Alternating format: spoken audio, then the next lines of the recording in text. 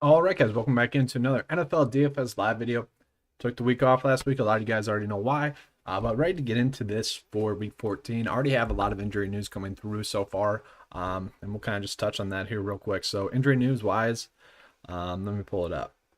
So, Brendan Cooks has been ruled out, which makes value play Chad Henson a little bit more intriguing for us this week. Frank Gore could play. That kind of throws a wrench in the value that was Ty Johnson, which might make the slate a little bit easier. Myles Gaskin has been ruled out as well, which was unfortunate because he was going to be in the main build. He was going to be not a core play, but a play I was going to be on a decent amount. Now we got Deandre Washington that we have to think about at the bare minimum, which is also kind of a revenge game narrative for him. So that is going to be an interesting aspect of this week, just running back wise, value wise. Josh Jacobs is expected to play. Kiki Cutie is expected to play. So that makes him a little bit interesting as well. That's really the biggest news on the slate so far that we've gotten. Other than that, nothing too crazy. It's unfortunate that once again, though, for like the 8th straight week, one of the players in my main build or core play got ruled out midweek, and that's what's been the struggle this year, especially like the past, I don't know, 2 months or so, is that literally there's been a player that's been a strong play that's been ruled out midweek that was expected to play. That's just kind of been the nature of the beast this week in NFL DFS. But we'll get into it. We'll go game by game like we typically do, and we'll start off here obviously with the morning slate. So gonna be Tennessee versus the Jacksonville Jaguars. All right, so starting off here, we do get two of my favorite quarterback plays on the slate with Ryan Tannehill and Gardner Minshew here. So Minshew, or not Gardner Minshew, Mike Lennon. Sorry, I'm still used to that. But Mike Lennon at 5.1, I actually don't mind. We'll just pull him up here. So just looking at what he's been able to do kind of recently, it hasn't been anything great, but 15.1 and 18.0 DK points, at that price point, that's not that bad, especially given the matchup. Obviously, the Tennessee Titans have struggled defensively as well. So Mike Lennon, okay value play. I'm really struggling between, do I want to roll with Jalen Hurts or Mike Lennon value-wise? But if we're just talking about like overall best QB play on the slate this week, it is Ryan Tannehill. Okay, this is a game where you could potentially try to do a showdown stack as well because Mike Lennon's in a great spot, Ryan Tannehill's in a great spot, and you can kind of mix and match some of the value in this game as well. But Ryan Tannehill, he's not an absolute lock, but he's very close. I'll pull it up here on the 9 to 5 page as well. And remind me, because I do have some Twitter polls that I want to get into as well throughout the stream, because there was a couple of tweets I put out there recently that I think would be fun to look at. But we'll pull up Tannehill here just so you guys can see it as well. Give the data a second to load here.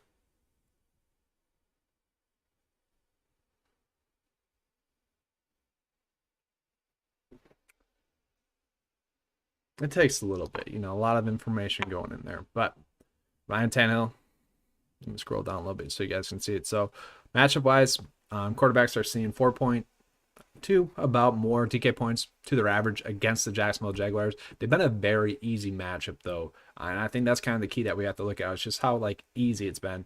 Not that many picks have been given up. Quarterbacks have been able to score with ease, and you can just see yardage wise.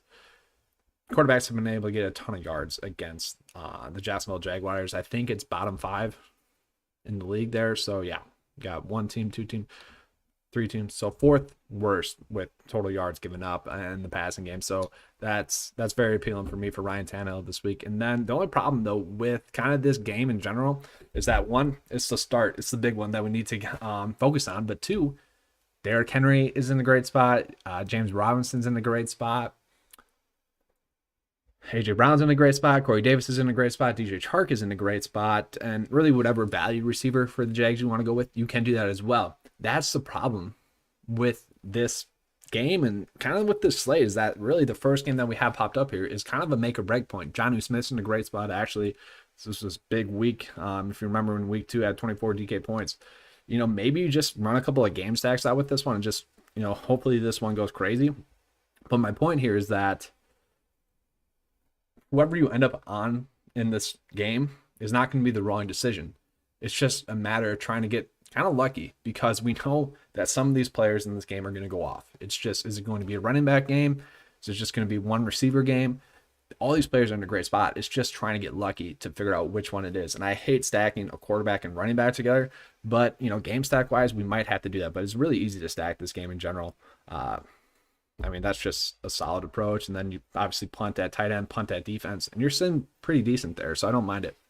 Am I crazy for playing Glennon in cash to fit an extra stud? A little bit. I mean, really, yes and no. Not Minshew. Get out of here, Minshew. Really with Glennon. So the passing attempts have been there. I want to see at least 40 passing attempts when I play someone in cash. The Vikings, kind of an easier matchup, but they've been better recently. It was nice to see they still put up 15.1 DK points. If he gets you that this week, that's not going to hurt you. And then obviously, if that stud hits, that's really going to pay off for you. I'll pull up Jalen Hurts here because we'll touch on it a little bit later on, but I'll pull him up as well because I think it's worth mentioning. So he's priced at the same price point, but the thing with Hurts is that I think he's going to run a lot more. I think they're going to have a lot more designed runs for him. So I kind of think that Hurts might have a higher floor. I do worry about the matchup and whatnot, but maybe he gets some garbage time as well. So it's tough there. I get why you'd want to do that, but I think I'd rather go Rivers if you can fit there in there. But I'm fine with it. If he gets 15 DK points, it's fine. It works. All right, so now we get into the Houston versus the Chicago Bears game. So this one, another, kind of interesting one. There's decent value here, nothing elite. Desean Watson going against the Bears. That's not something I really want to entertain too much. I'll pull up his plus minus here. I think it's one of the worst on the slate.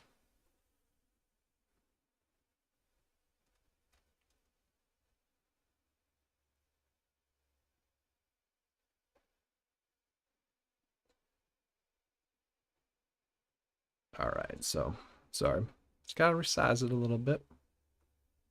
So yeah, -2 to a opposing quarterback's average. No, that's not horrible. Still gives him a projection, I think, of around 20 DK points or so. So yeah, I don't mind Desean Watson this week. It's just not something I want to go out on my way to necessarily get. Trubisky, though, I don't know. I don't want to roll with Trubisky. It's a little bit too risky, but the Houston Texans have been a matchup that we've been attacking because it's been very easy to score on the Houston Texans. It's been very easy for kind of a bad quarterback. Remember Jake Luton, like 3 weeks ago? He was a core play that week because he was like min-priced and in the elite matchup. So, I could see Trubisky having a big week. If you want to throw like one sneaky stack in there, you can. Not something I want to go crazy with, but the one I do want to go crazy with is actually David Montgomery. I've touched on this a decent amount this week, I think, but guys, 28 DK points, 27 DK points, and I think people might not be realizing how good he looked on film because he did. He looked a lot better the last 2 weeks than he really has ever in his career.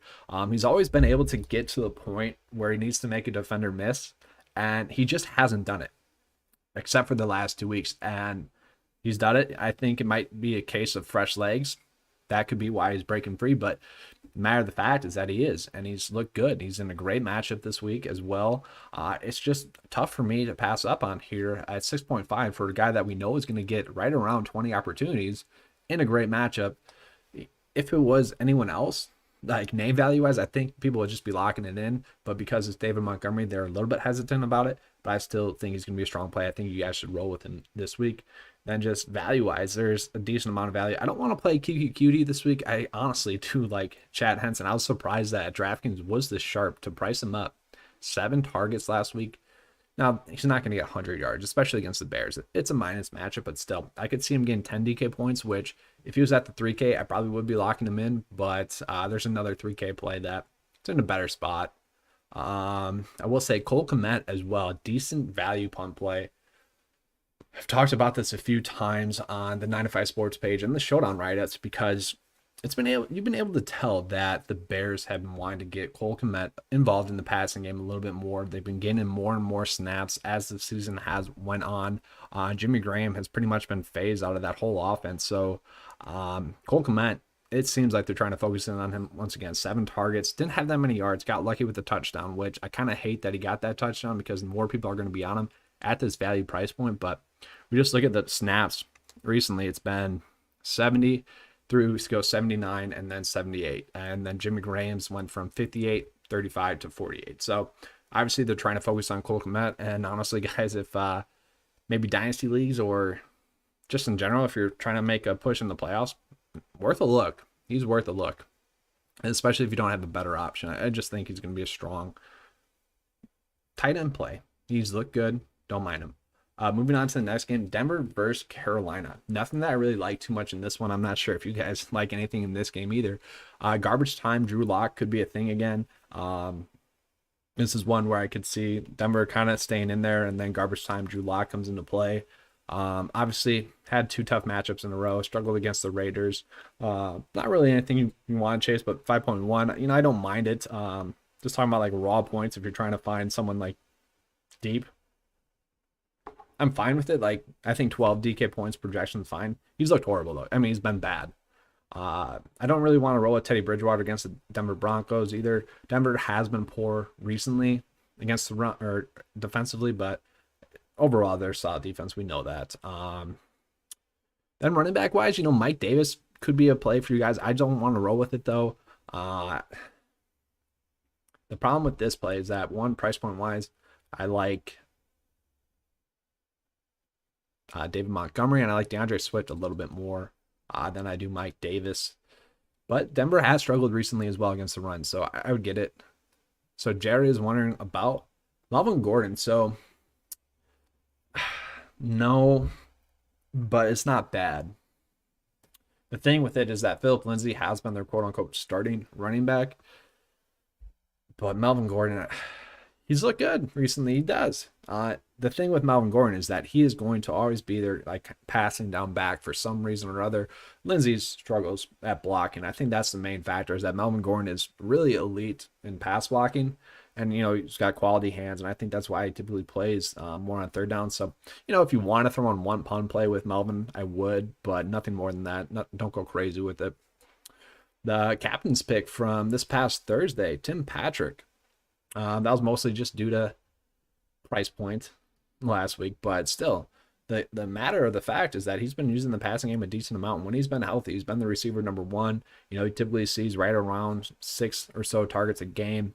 If you're looking for kind of a safe value, I don't mind Tim Patrick here. That'd be fine. You just look at what he's done throughout the whole year. There's only been 3 games where he hasn't scored more than double-digit DK points. So not great, not bad though. Tight end wise, I wish Noah Fant would go off. This is a guy that I was trying to go out and trade for a bunch in season-long leagues because his matchups were great. It went Chargers, Falcons, Raiders. Miami was kind of a push, but then it got better again. So it's weird that he has not been able to produce recently. Robbie or Curtis Samuel? That's an interesting question there. Let me pull up their snap counts here from last week. Give me 1 second. This is something that, I think you could find some value, but it might not be Samuel. I think he might stay in his gadget role, and it might be someone like, I don't want to say it, like Brandon Zylstra. He's a guy that I kind of always liked a little bit. Just film-wise, I was surprised that the Vikings let go of him last year. He's a guy that really popped preseason-wise, but he came in and played 22% of the snaps last week. I could see that number going up to around 50%. I still think Curtis Samuel will have his normal role that he's had. Robbie Anderson will probably get force-fed a decent amount of targets as well. Maybe it just leads to a little bit more Mike Davis targets because last week he got more targets than he has recently as well. So it could end up being, maybe a little bit more of Mike Davis target-wise. It's not a matchup that I want to go on and attack too much. Although I do like Curtis Samuel at that price point. It is intriguing. It's a good price point. He's been consistently productive, and at this price point, he is still too cheap. I know I was on him last week. At that price point, he was able to, barely hit value. So I don't mind him again this week. You could roll with him. All it takes is one big play for him as well. So I guess simple answer would be Curtis Samuel. It's safer at that price point, safer route to go there. And then we'll move on to the next game. So Minnesota versus Tampa Bay. Another very, very interesting game here. Let me get a quick water break in here. So the thing that makes this game interesting is the receivers here. There's a ton of great receivers. You got Antonio Brown in a good spot. I feel like some people are going to be scared off of Antonio Brown, though, just because of that bad week last week. And it could be, but the Chiefs have been solid defensively. So I don't know. I like it at this price point. I think he's kind of Tom Brady's favorite target to go to. But if you guys don't think it's going to be Antonio Brown, then, Chris Godwin's still pretty cheap as well. So is Mike Evans. But Chris Godwin has always been a target hog kind of throughout the past 2 seasons. So we know the targets are going to be there for him. We know he's going to get right around 6 targets. So the safer route would be Chris Godwin this week. I mean, just every single game recently, over 6 targets. So if you want to put him into a build, do that. Tom Brady, he is priced up a bit, so I don't exactly want to play him too much, but you could easily run a game stack here with 2 of the receivers and then run it back with maybe 2 of the Vikings receivers. I would suggest just one of them, but you could easily, run it back with both of them and have a, solid game stack here. This is one that could be a sneaky shootout, so I don't mind that route. Obviously, you'd have to play some of the running back value that we have in here, but Kirk Cousins, I don't like. Tom Brady, once again, a little bit too priced up. The running backs, I don't really love. Dalvin Cook, I am worried about. Let me pull up his projections here as well.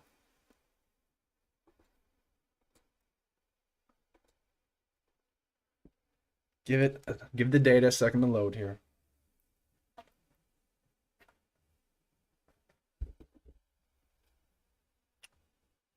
So yeah, Dalvin Cook. You can't really see it, just wait.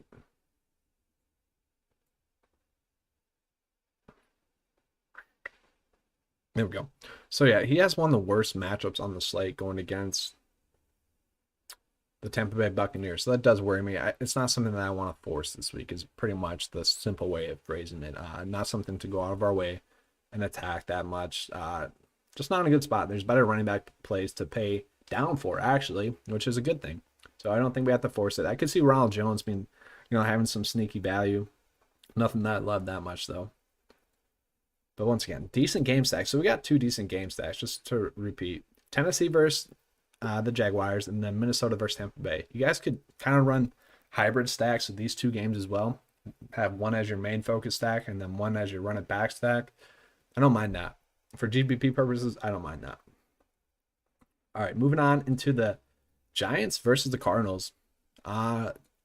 It's interesting because I see Kyler Murray popping a lot just because his high floor. Okay, he's had one bad game against the Patriots. The Patriots are good at figuring out how to stop quarterbacks like that. I mean, we've seen this historically with the Patriots. That's what they do. The Rams are a great defense. And I'm not saying the Giants aren't a great defense, because the Giants are a great defense as well. But I would say 7.2 is a little bit too cheap for him. I still see him scoring around 20 DK points. But once again, I'd rather play Ryan Tannehill or like Justin Herbert, who I'll get on in a second. But if you guys are finding reasons to play him, I don't mind it. Let's say here, Daniel Jones is expected to start. Kind of an interesting value play hitter as well. He's a guy that I think could go for 20 DK points. That's not going to surprise anyone here. If he goes for 20 DK points, it's something that could easily happen. He's a guy that has these random high ceiling games. That's something that we do like to see. So Daniel Jones, I could see happening. Then the other news we needed, Kenyan Drake. He is expected to play. Okay. Unfortunately, with the Gaskin news, I did a mass swap of my builds, and I just put in Drake for the meantime until I kind of figure it out here, which I will do in about an hour or so. It's fine. I'm fine with it. Like, I don't feel great about it, but obviously we need to see if he was going to play or not. He has been using the passing game a decent amount, pretty much since their bye week, since their bye week, and since he's been injured. He's been looking a little bit better, been using the passing game a little bit more. Opportunities haven't exactly been there like they were earlier on in the year, which is the worry. But with Kyler Murray kind of struggling, aka defenses figuring him out, Drake's been used a little bit more. Don't mind that, though. And then we get into the receiver side of it. This is where it gets interesting to me, because Sterling Shepard's still too cheap. With Daniel Jones there, I think the downfield targets are going to be there for him a little bit more. Still saw 6 targets last week. At 5.2, that's still way too cheap for him. Darius Slay, nothing more than a pump play. Been very surprised in that. Really hasn't done anything recently. And I think most of that is due to the fact that the Giants have been trying to use Golden Tate a lot more recently. He's been playing more and more snaps recently. It's like the Giants figured out that, hey, we need to go out and actually try to make the playoffs here. They were like bottom barrel for about a month there, and then they kind of figured out, hey, we can make the playoffs. Let's go for this. And Golden Tate has been playing a little bit more here and there. Even on limited snaps, we've still been seeing a decent amount of targets. This isn't a lock and load value play, but it's a guy where I think he'll get there. Nothing great, nothing elite, but I think he'll return 2x. And that's really it so far in that game. Nothing too crazy. I will say Evan Ingram resurgence has been kind of interesting to see. The targets continue to be there for him. This is another game where I can see the targets being there for him again, but it's a tougher matchup this week. And now we get into the KC versus the Miami Dolphins. So simple answer is, hey, you can play Patrick Mahomes if you want to. You can run out a Travis Kelce stack if you want to. You could throw in Tyreek Hill and figure out the rest. If you did that this whole year, you've been able to profit. It's as simple as that. Now, I'm not saying that we should do that, but I don't mind the idea of kind of rolling something like that out each week, kind of like with Aaron Rodgers, Aaron Jones, and Devontae Adams. If you rolled that out kind of each week this season, you've had a good season so far. So I don't mind it. I don't love it, though. The real interesting thing here is that Myles Gaskin ruled out, unfortunately, was going to be in a great spot. Salvan Ahmed there as well. The rookie has looked great. He is also out. I don't really get how he's kind of unfortunate timing there for him. Let's just put it that way. But then we got Deandre Washington here, who kind of a revenge game. Don't mind him. Don't love it, though. But he could get there. I think he will get there. Value-wise, it's going to be tough for me to pass up on him. I think I'll actually just end up finding a way to go out of my way to play Washington instead of like Kenyan Drake, like I said, because I switched off of Gaskin to Kenyan Drake as just like a mass swap, just so I didn't have a zero, just to make sure of that. But I think I'm going to try to find ways to get to Washington because that value's elite. I think he'll get at least 12 DK points in this one. I've touched on this throughout the whole year now. The number one running back for the Miami Dolphins, whoever it's been, whether it's been Jordan Howard, Ahmed there, Gaskin, they've been an RB1 throughout the season, a top 10 fantasy RB throughout the season. So I think Washington will be the go-to guy. And Matt Breida is still out, so we don't have to worry about him. The interesting thing is that it could be a little bit of Lynn Bowden. Sorry. I just don't expect it. Now it could. And this could kind of be a sneaky play for you guys if you wanted to go that route, is that you could play him at the min price at receiver there, knowing that he's going to get some running back snaps because he did play, 44% of the snaps last week. And I think he'll be used as a running back a little bit this week as well. But I still like Washington a little bit more for that sake. And like kind of the simple stack here is that probably just roll Washington in there. And then, like I said, you could do kind of a sneaky play with Bowden there, which is fine. Nothing crazy, nothing elite. Maybe Demarcus Robinson catches like a sneaky deep pass. Nothing crazy. And I will say, Antonio Callaway, just a name worth noticing, I guess, is that he's been playing, right around 15 to 20% of the snaps recently. He's a guy that really looked good for the Cleveland Browns before he kind of had some off-the-field issues. It wouldn't surprise me if eventually throughout week 15, 16 or 17, if he's a value play that we're looking at, a name to monitor, but nothing to like go crazy about just yet. So just talking about like the morning to afternoon slate, you could easily stack the morning slate just in general real quick. It'd be Tennessee and Jacksonville and then a little bit of Minnesota and Tampa Bay. If you guys do that, you're going to be sitting pretty. I do think it's a little bit easier to stack the morning slate than it is the afternoon slate, although the afternoon slate is loaded as well. I think it's going to be more of a week for me right now where I do kind of favor morning and afternoon a little bit more than I do the main slate. I've been doing that for about the last 3 months.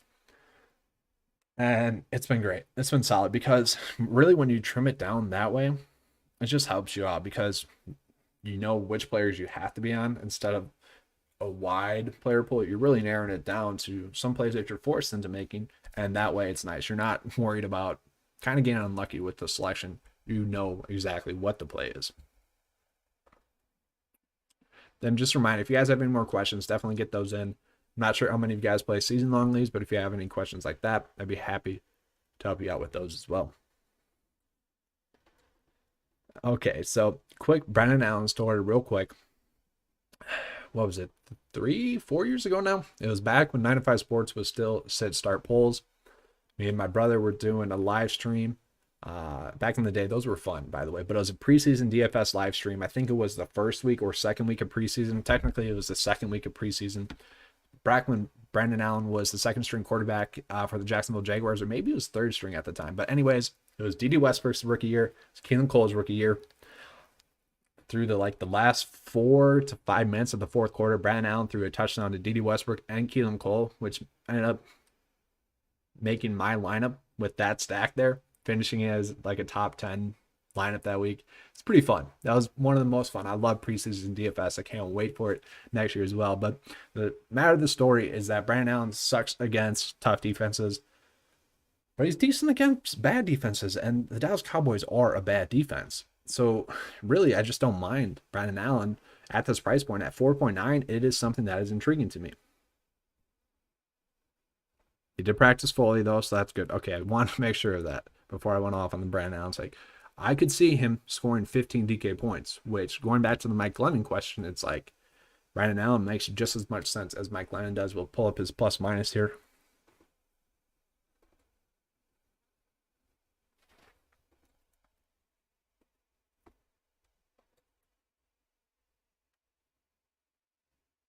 There we go.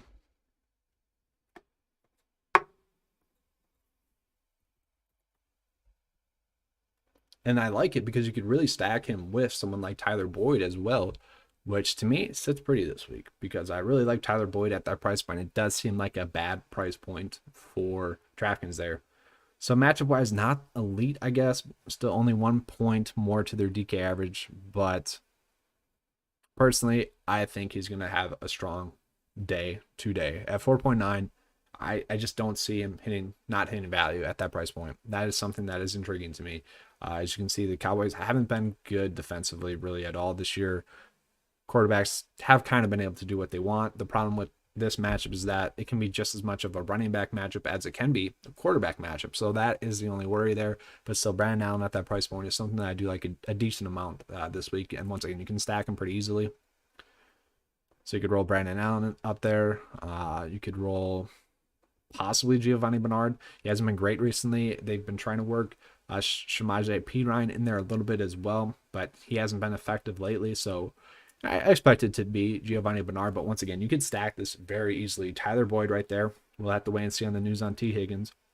He is expected to play, but if he sat, it would have opened up some other elite value as well. But still, decent starting stack right here. Cooper finally priced up for some reason. I don't know. It's surprising that he's priced up this much because I know for a while there, he was just way too cheap. He was like in the 5K range for a long time, and he was very consistent.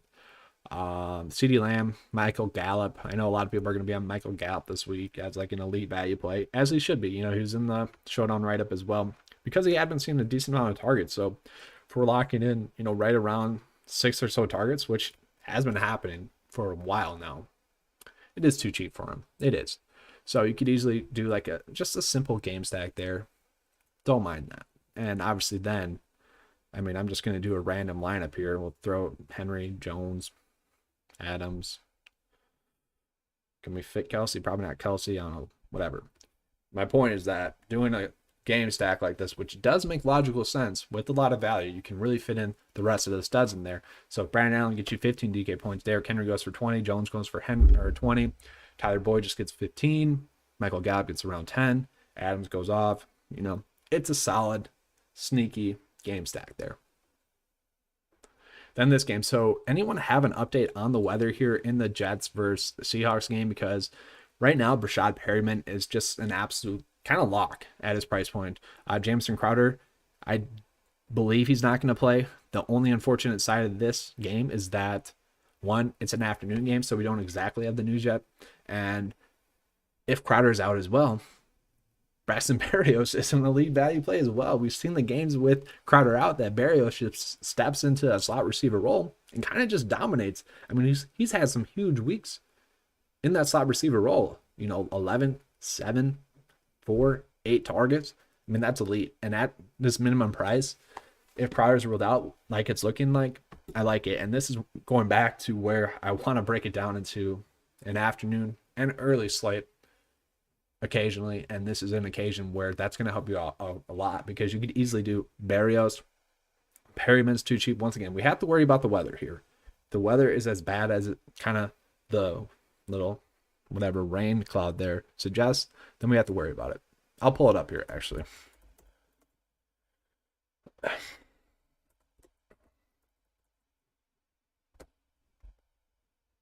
NFLweather.com. Anyone else use that site? I don't know. It's not the best site, but it works. So possible rain. Doesn't look like anything crazy. Light rain. So that shouldn't affect the game that much. So we should be fine with that. The only problem with this is that I don't want to play Sam Darnold, but at this price point, you could get away with it. And he just had a big game against the Raiders. I'm fine with it. So what about Jeff Smith? That is a good question. I don't expect it to be that much of Jeff Smith, although we saw him pop. It could be a little bit of Jeff Smith. I would expect it to be Barrios, Perryman. Sorry. Jeff Smith, Barrios, Perryman. Like that. Or, whatever their offensive formation is that they want to go with. I would expect it to be that because Mims is out. So, yeah, that does make sense. And, they're all cheap. That's the problem. I mean, this is insane. Best matchup on the slate. All the number one receivers in this offense for this week with Crowder and Mims out are under 4K. And the quarterback's cheap as well. Obviously, you worry about it because Darnold's been horrible. The weather is a little bit interesting, and he's going to be without Crowder and Mims. But still, I mean, this is very intriguing to me. This is a very intriguing stack, and then you could easily just run it back with Will Dissly, who I love as a tight end play. You guys already know that. You could throw in Tyler Lockett if you want to. I like Chris Carson a little bit as well. I mean, you guys are sitting pretty with a game stack like this, and then, I don't know, throw in Henry if you believe it's going to be him, and then you got a lot left over for defense, and boom. This is not a bad build. It makes a ton of sense here. It's a game that could go off. So I really, really don't mind that approach.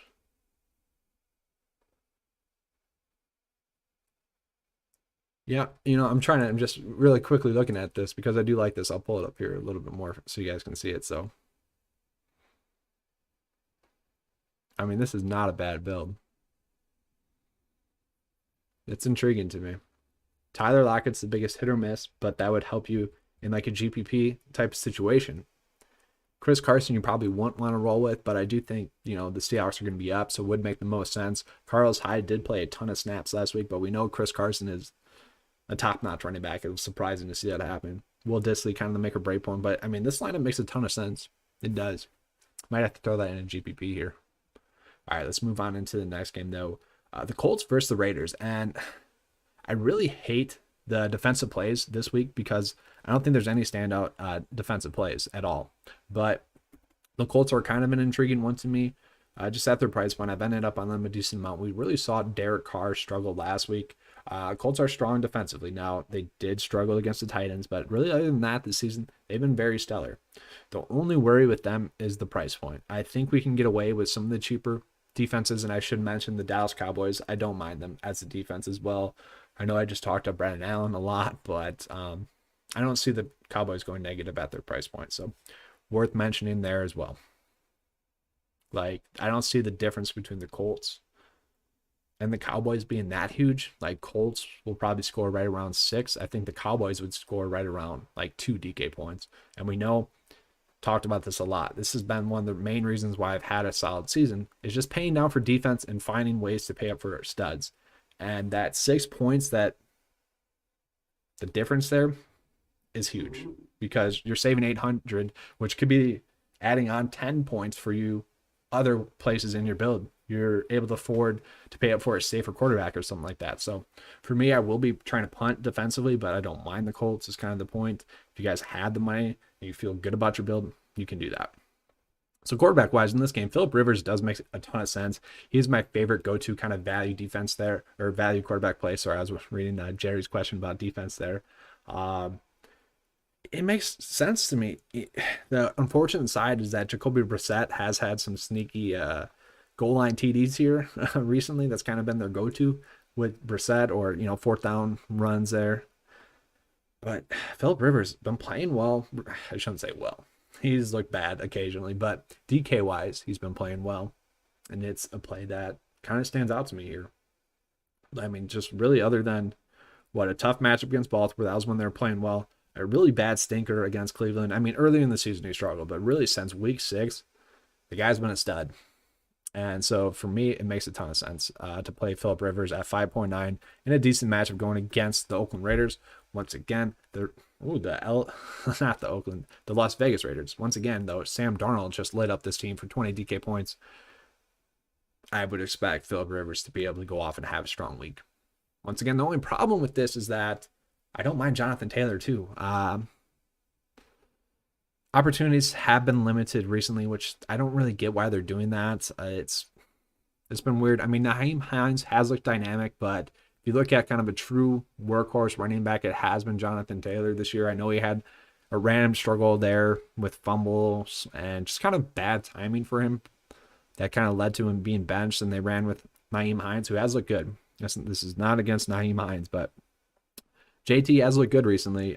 50 snaps last week, 50 snaps the week prior to that against Green Bay. Obviously, he sat out in week 12, but I think he's back to getting right around, 50% of the snaps, which was kind of the norm. I could see him getting to 60 this week, but the Raiders game is a nice matchup for him. It is. So this is something where Jonathan Taylor could have a strong week. Let's pull him up as well.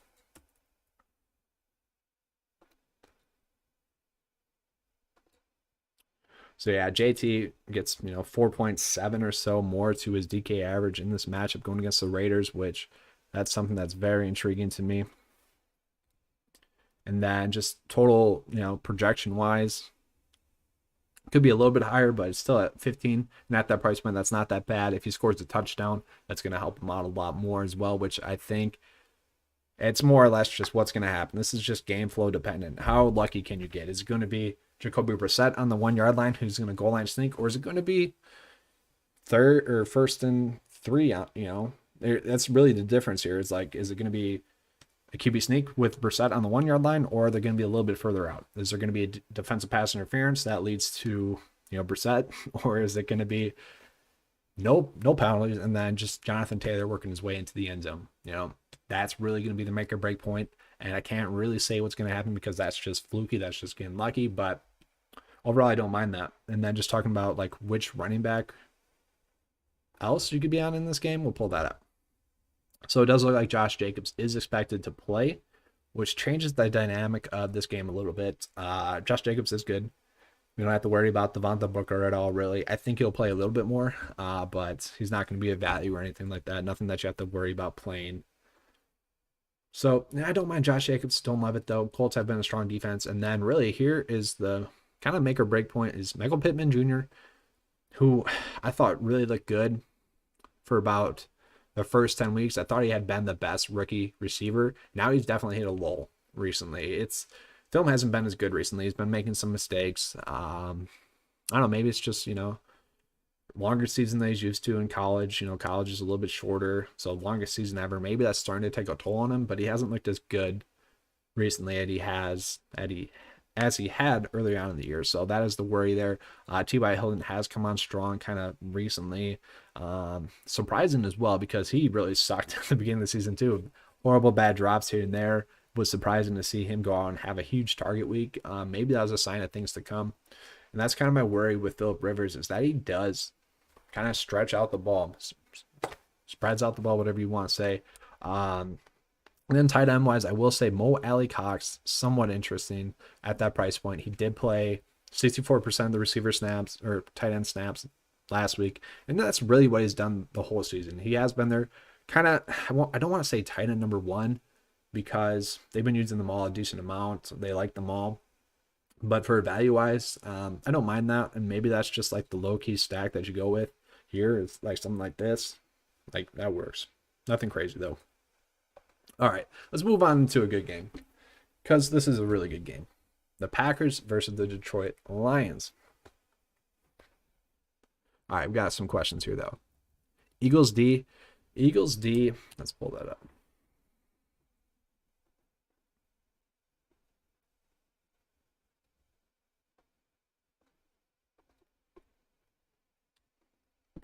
So in terms of not going negative, I do see that happening, just especially with Taysom Hill still at quarterback. The clock's been eating a lot more, but that offense has been effective. But you're right. I don't see them going negative here. And at 2.2, that is pretty intriguing. And, just look at their season. They've only went negative once. So that does make a lot of sense. That's not a bad play. I was kind of favoring the Jets down here because they're not as bad defensively as people think. And they've only went negative once as well on the season. But the Eagles make just as much sense, especially given the fact that, yeah, the Saints are going to ground and pound that game. So I actually don't mind that because it is a little bit safer. That's a good call there, Jerry. The Panthers defense against the turnover machine, Drew Lock. Yeah, I don't mind that as well. Weren't they priced up a bit this week, though? Yeah, they're priced up a little bit more this week. 2.9, I'm fine with, and I don't mind it. But I think a little bit of is that, the Panthers kind of got lucky last week. They had 2 touchdowns. If you take those away, it's still not a bad week. I'm just a little bit worried about paying up this much for him, but I get it. That's not a bad play as well. 2.9, that's fine. Problem with this week is that there's not like an elite value defensive play. There's a lot of decent ones, and I would say, those are both good calls there. The one I was starting to favor kind of throughout the week was the Washington football team, but I still don't feel good about that. The Niners are a team that either really suck or really put it together, it seems like, this season. So it is a make or break point, and I wish I had a better feel for it. I'm actually going to throw those two out there a little bit more now. I like those suggestions, Eagles D and Panthers D. Going to roll out a little bit more in about an hour when I'm finishing up my builds here. I like that. Those are good calls. All right, so getting on into this Dallas game. So it is very easy to stack. You got Aaron Rodgers here, Aaron Rodgers, this was his second worst game of the season where he only scored 19 DK points, and that was with Davante Adams leaving the game. Obviously, Aaron Jones went for a huge week that week as well.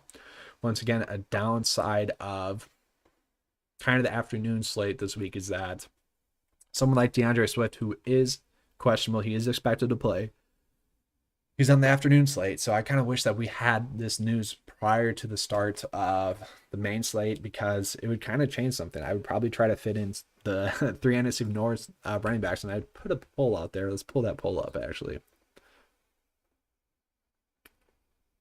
Let's see. So which NFC North running back was going to score the most points this week? People are saying that's going to be DeAndre Swift. That's surprising. Interesting there. That is shocking to me. I love Aaron Jones, and I don't know, that's just shocking to me because Swift could be limited here. I don't know. That's very interesting to me. I was surprised to see that, but I do really like kind of just the NFC North running backs, and I think if we knew Swift was 100% playing, I think I'd just roll out those 3. And I don't like playing 2 running backs in the same game for optimal reasons, but still, these 2 are in great spots. They're going against the 2 worst run defenses this season in the Green Bay Packers and the Detroit Lions. Obviously, Aaron Jones went for almost 50 DK points. Then just pulling up the 2 other quick questions here. I just want to see how they're doing. So people are loving Chad Henson there as the top receiver value. I'm a little bit surprised by that. Brashad Perryman, to me, is going to be that top-end play. I probably could have thrown in there Braxton Berrios as well. And then the top best running back value, just pulling that up real quick. People are favoring Washington now. I don't know. I kind of like Ty Johnson. Price point wise, I could see why he's not favored as much. Peyton Barber hasn't been bad this year for the Washington football team. Obviously, we know that game is just going to be a matter of game flow. And then Todd Gurley, that's a whole nother bag that I don't want to unpack right now. But let's get back into that Green Bay game.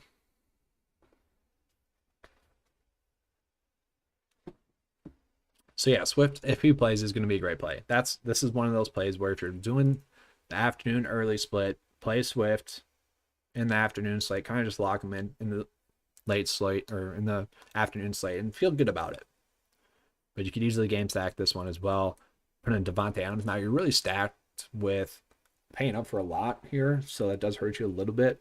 Still don't mind Allen Lazard here at this price point. Don't mind that. I'm fine with that.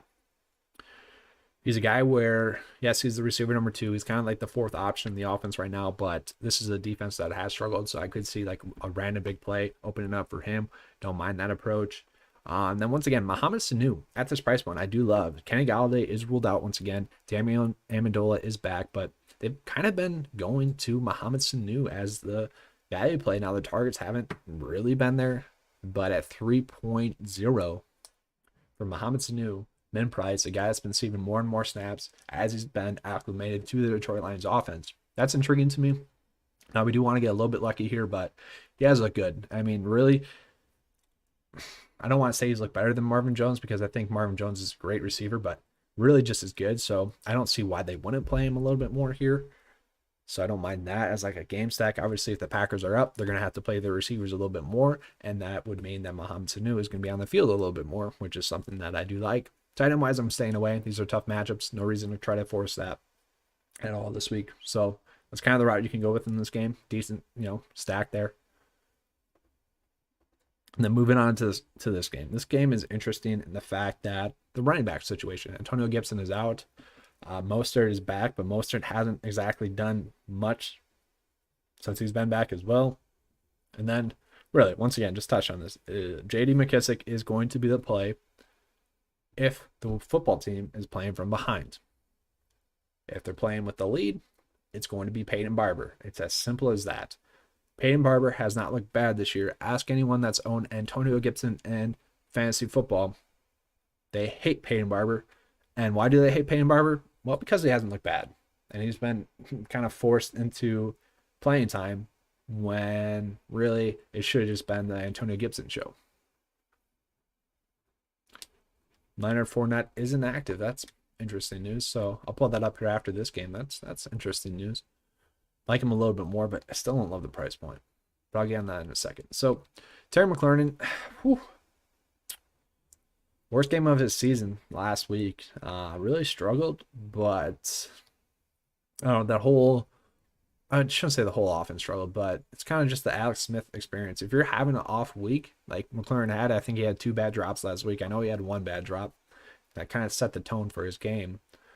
You're just not going to get targeted that much. I mean, that's how Alex Smith rolls. He threw it to some other targets there. But obviously, Terry, he's an elite talent. He could break a big one. But at this price point in this matchup, not something I think that we should go out of our way that long or that much. So we got a quick question from Dougie. Henson or Chark, season-long Chark for sure. You got to play your studs there. I know he's a good value there, Chad Henson, but no, you're playing Chark. And you're probably feeling good about it. He should have a big game. And then just receiver-wise, Debo and Brandon Ayuk have been elite production-wise. It's been amazing. And the surprising part is that these two have been coinciding with production recently as well. I think that's a little bit due to George Kittle being out. These kind of have been the go-to guys. And I will say Ayuk is too cheap. I'd favor him just in this game specifically because of the 1K price difference, but I don't mind either of them at all. And I don't want to play them, but they are too cheap. They are. Just in general, they're too cheap. We know Samuel probably priced up a little bit too much for us to go crazy with it, but he's a guy that almost is locked into double-digit DK points. And I would say Ayuk is the same thing. I actually really don't mind Ayuk at that price point. He's been pretty much used the same as Debo, and it makes a ton of sense. I mean, look at the production there. It's been insane. Now, it's been a little bit weird because it's been like 3 months in the making, essentially, but it's been great. He's looked good. He's a guy where I'm probably going to draft him a decent amount in season-long leagues next year. All right, so yeah, let's get into that Rojo news. That is interesting to me. So let's go back to that Tampa Bay game here, and then we got about 10 minutes to finish up here. Where is that?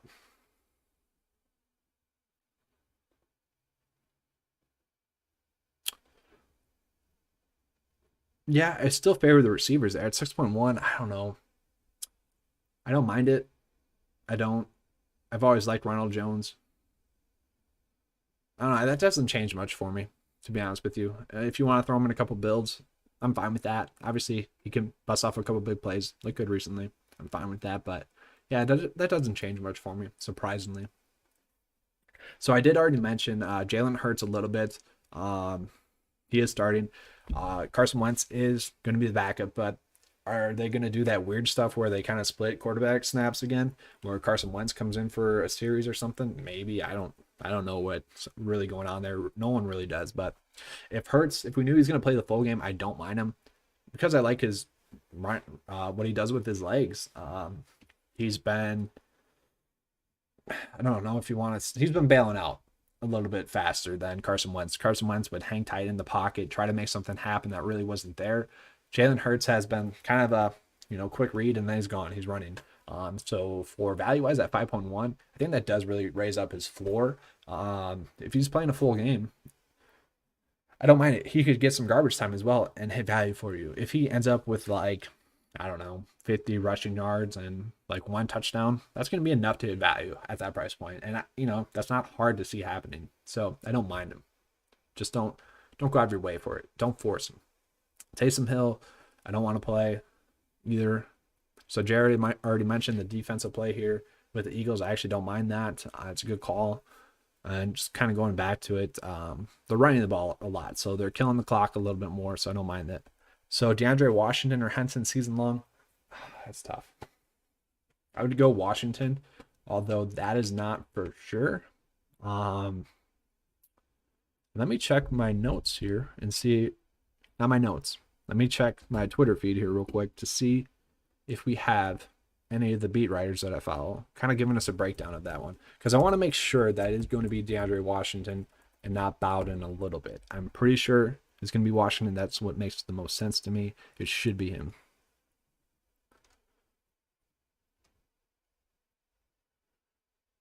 All right, so nothing really just yet,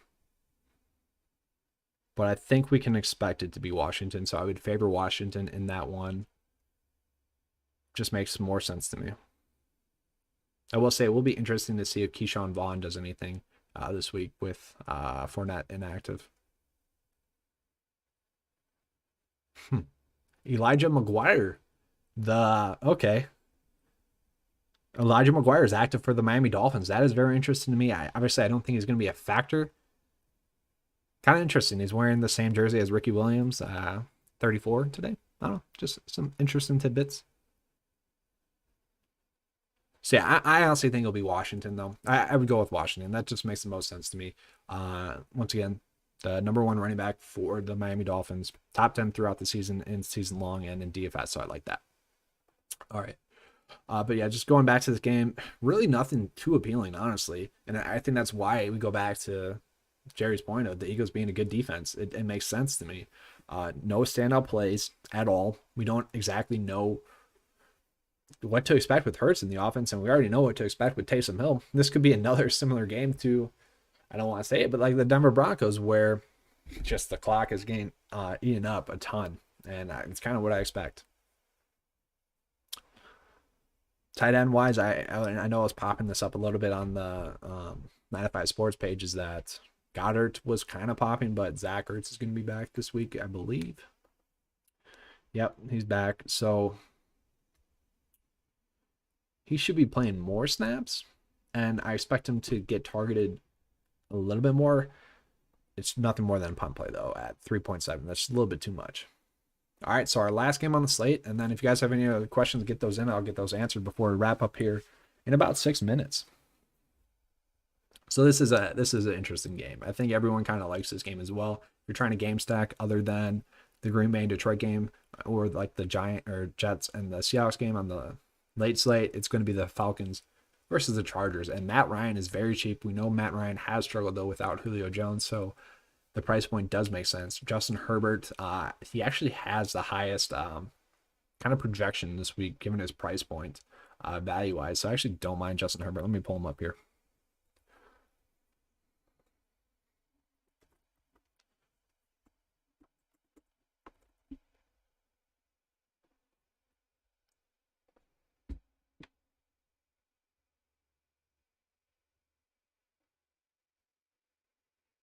All right, there we go. So it has a projection of right around 23 DK points, but has a huge plus minus here. So the matchup is a huge plus with 6.5 around there.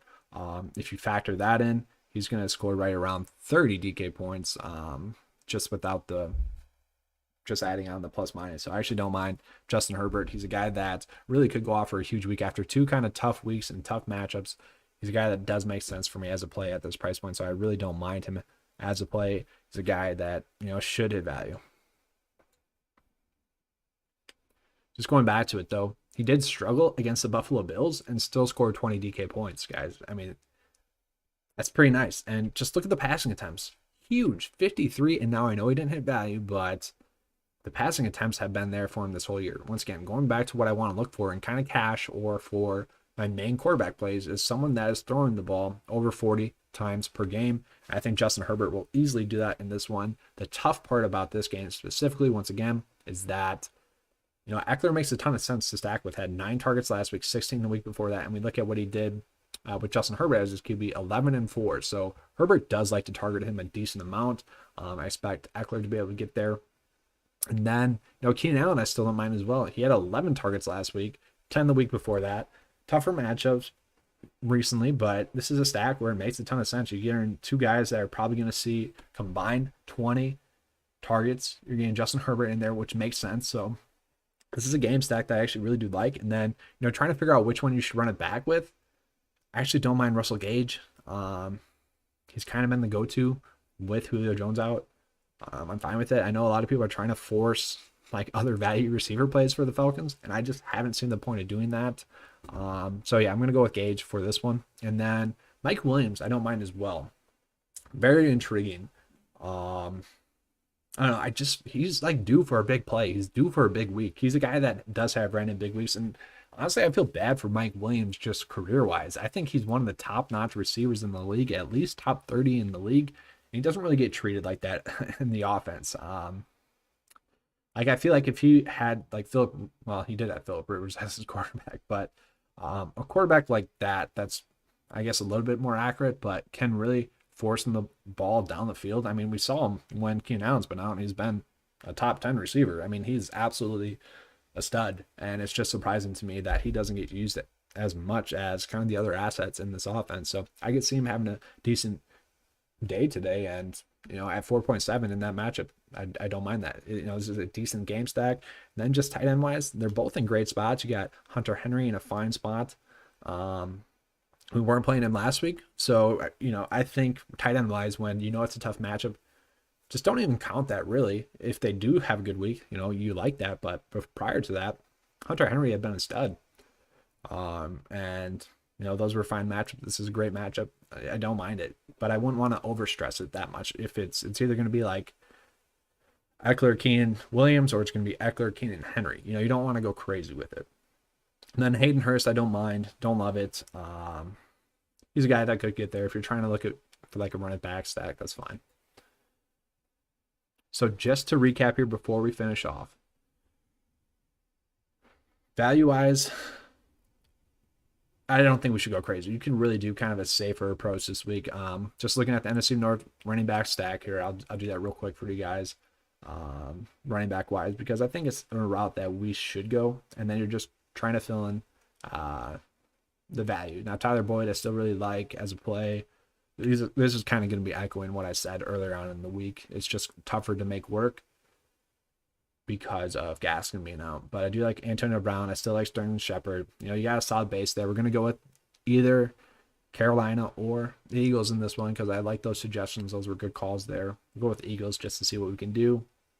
Tannehill, and then tight end. You got a ton left over. So this is something that I would want to adjust to make it a little bit more optimal.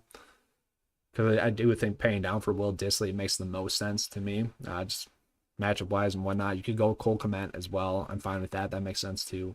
But obviously, you guys could figure out where you want to go with the rest of this build because we have a lot left over.